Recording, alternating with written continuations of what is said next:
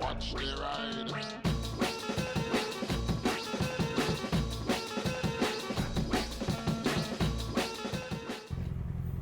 When you let someone out and kind of regret it.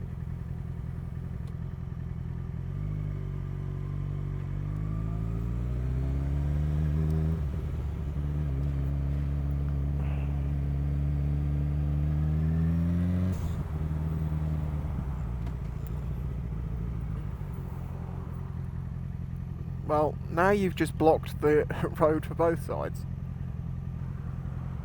Yeah, you're blocking the road, mate. Oh my god. Yep, and now it's gone back to red. It's little things like this. Not hating on this dude, maybe he just doesn't know where he's going. This is different to normal road layout.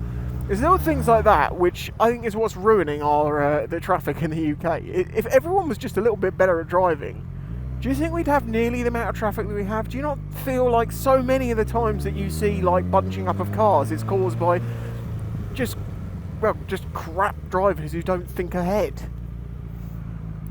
Yes, I know I'm pushing it going through there, but I am not sitting in traffic forever. No, you have to pick someone who looks nice and friendly. He looks friendly, he's got a beard.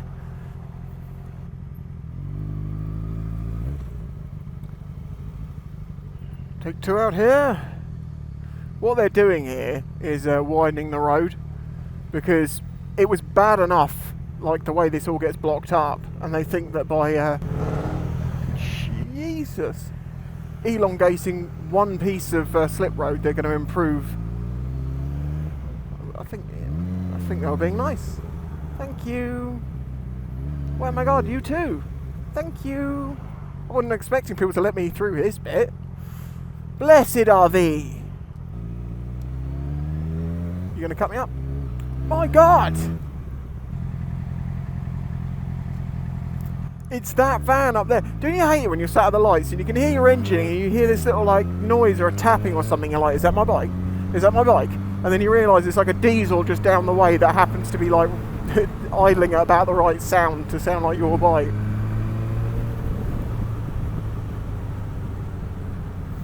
Now zip together. Come on people, we can do it. Zip.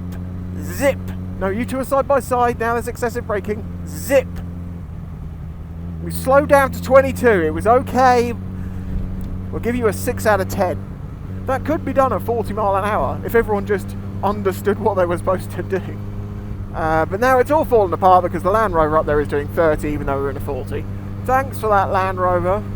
Talking to Land Rovers, I want to get a consensus on this. So we all know that there's a stereotype of Audis and BMWs are, you know, the most heinous drivers, they say. And I actually would say that I don't agree with that so much anymore. It's not as true as the stereotype used to be. Nowadays, I'm much more terrified by Honda Jazzes, Jaguars, and of all the most dangerous, the white Land Rover.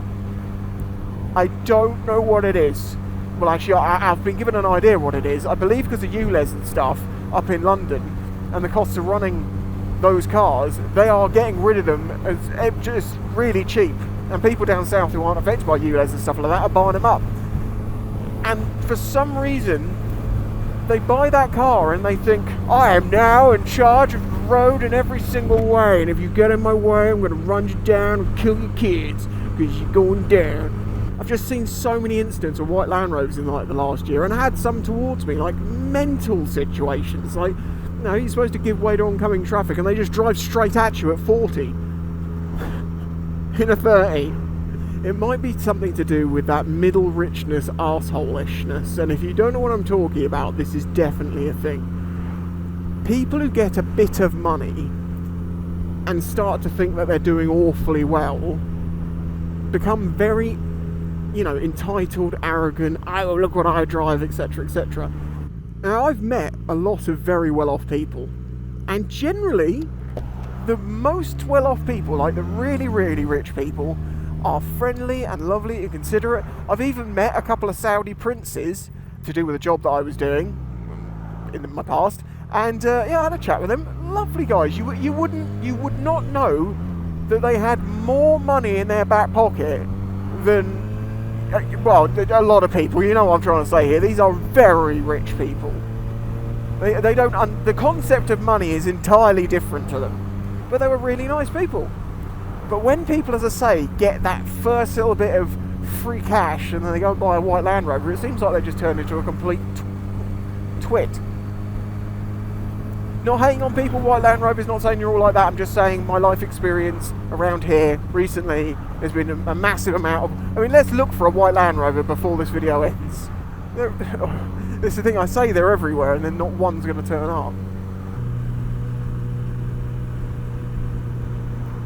If you want to pull out of there, you probably want to be indicating. I know I've talked about indicating so many times, but that's something I've noticed so much. People sat at the side of the road wanting to pull out, looking pissed off, but they're not even indicating. You're like, you do understand the fundamental point of what that flashing light is supposed to do. You might find someone will let you out if you actually indicate, even though they shouldn't really. But if there is a gap behind them and it's not going to affect anyone else and they want to do it, go ahead. Although they could have just carried on for 2 seconds and they could have pulled up behind them. But you know what I'm saying.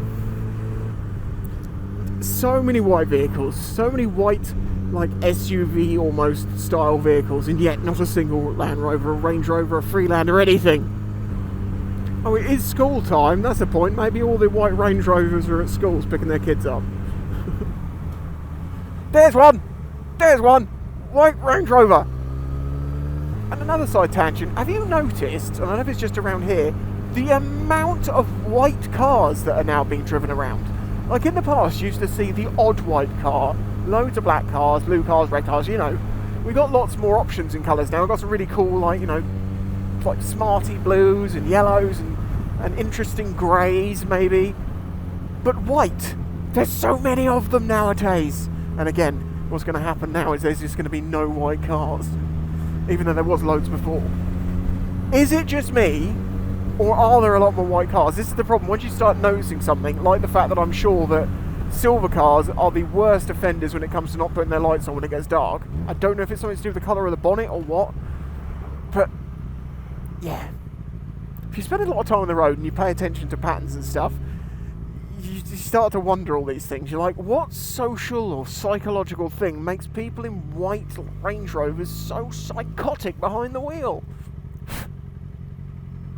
Again, baby on board sticker permanently on the car. What is the point of that?